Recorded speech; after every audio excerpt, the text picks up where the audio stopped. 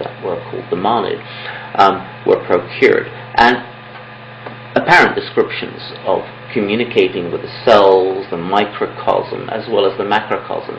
The phenomenology of microscopia and macroscopia is very well known, as many of you in the audience, I'm sure, will have experienced, perhaps even yesterday or today, where suddenly you look up at the sky and you're becoming the sky. Your brain becomes the canopy of the stars. Or microscopia, you suddenly are floating in your blood, you're going into the cells, and with very high DMT sources even into the molecular domain, into the DNA.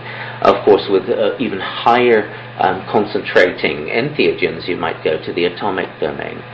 So what is interesting is that some of the metals that were made in the Sarasvati River Valley culture, like gold and silver, were added to the soma concoctions to help longevity. Here at the site of Kalibangan, I was in Kalibangan a few years ago along the Sarasvati River, although the Sarasvati River is now dry. It dried up 4,900 years ago and was active, as it was described in the Veda, about 8,000 years ago. The Kalibangan site has archaeological, the deeper sediments of the archaeological strata are at least 8,000 years old. What you find at Kalibangan are alcoholic distilleries. So the Eleusinian mysteries of Greece had a problem in having strong alcohol, a strong drink. The strong alcohol was only 15%, but it had the strongness of the drink was plants. Well, in the Rigvedic culture, the Proto-Veda, long before Hinduism, the alcoholic distillation was symbiotic with soma. So alcohol and soma were indivisible components of one formula. There are a series of unicorn seals that show like a mushroom device in front of the unicorn. Archaeological finds show that this device is part of the alcohol distillation process. So I've been to Kalibangan. Here's one of the components of one of the grail cups, in which they call the graha cups, in which they would drink their elixir.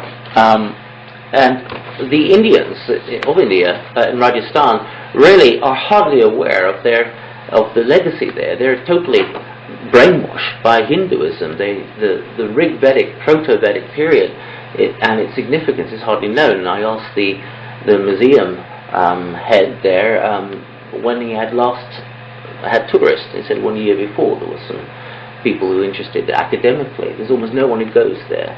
You find incredible objects there. You find tetrahedrons, cubes, going back 8,000 years, long before Plato and Pythagoras. And this culture is specifically involved with the soma plant. And acacia, the Acacia medanae, is described there being used avidly. And this acacia tree, which is called the Sindhu tree, is a high source of DMT. And the Pegunum harmala is also used as soma raja, and the cultivated rue, Ruta graveolens, is called soma luta. So both have selective monoamine oxidase inhibitors to make the ayahuasca-like experience, and this was added in these alcoholic beverages. What's interesting is that when you have these strong alcohols present, the harmaline, penoline specifically protects the hypothalamus and other parts of the brain from the damage engaged by the alcohol. So as a result, it goes into the N-methyl D-aspartate site. It starts to produce a ketamine-like experience.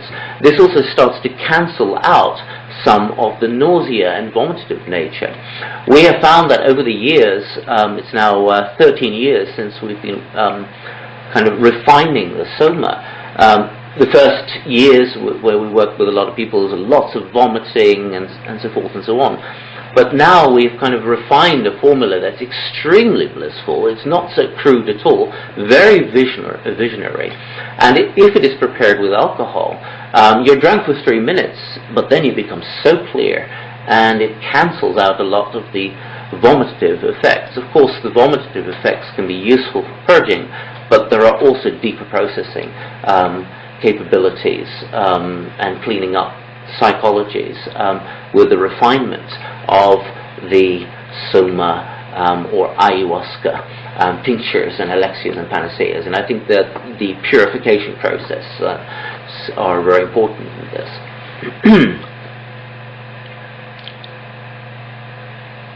Here we see some of the gold found at Kalibangan, Rajasthan, Sarasvati River Valley culture.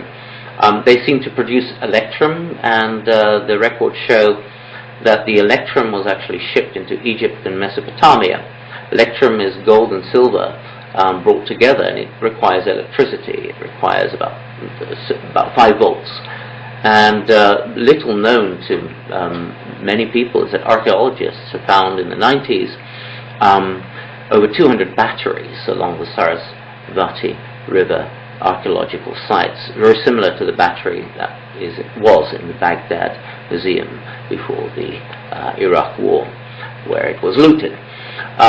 And the process then of bringing silver and gold and meteoric crystal together also produces a byproduct, which is nuclear deformed exotic matter, that is materia in a Cooper pair configuration, a superconducting configuration, and this relates directly to hadronic mechanics and aspects of magnecular materia and panaceas, the future science that may very well yield the lapis excellus, or the philosopher's stone of immortality.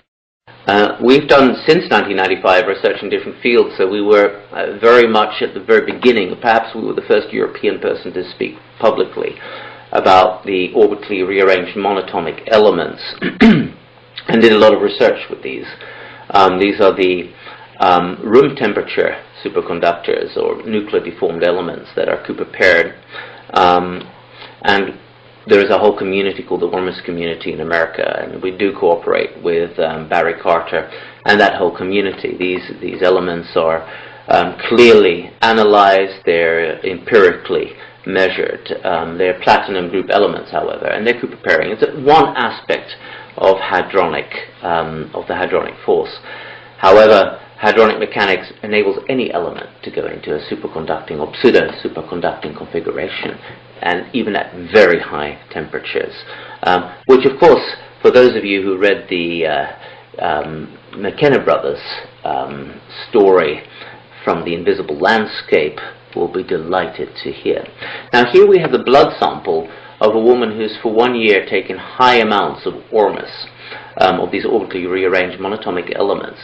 And the blood is it gets organized. You can see here the red blood cells in the Petri dish moving in one direction, trying to get out of the Petri dish, and they're getting more and more organized together. They're having a superconducting resonation. They're having a Meissner field organization in the blood.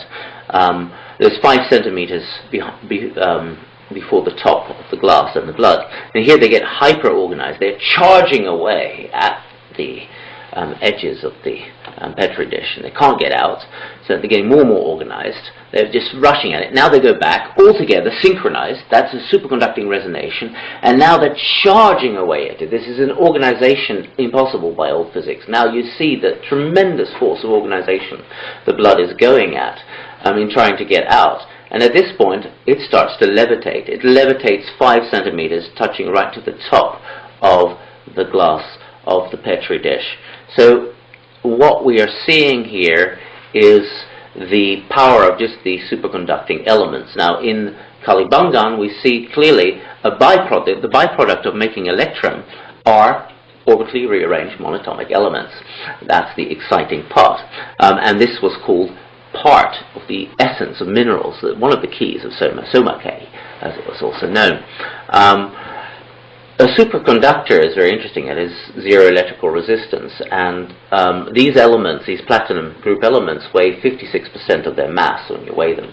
44% is not there by mass, but is in the superconducting configuration. That means zero electrical resistance, nothing in time and space holds them. So they're traveling all parts in space and time. In other words, they've gone into the ether or the hadronic horizon. 44% of these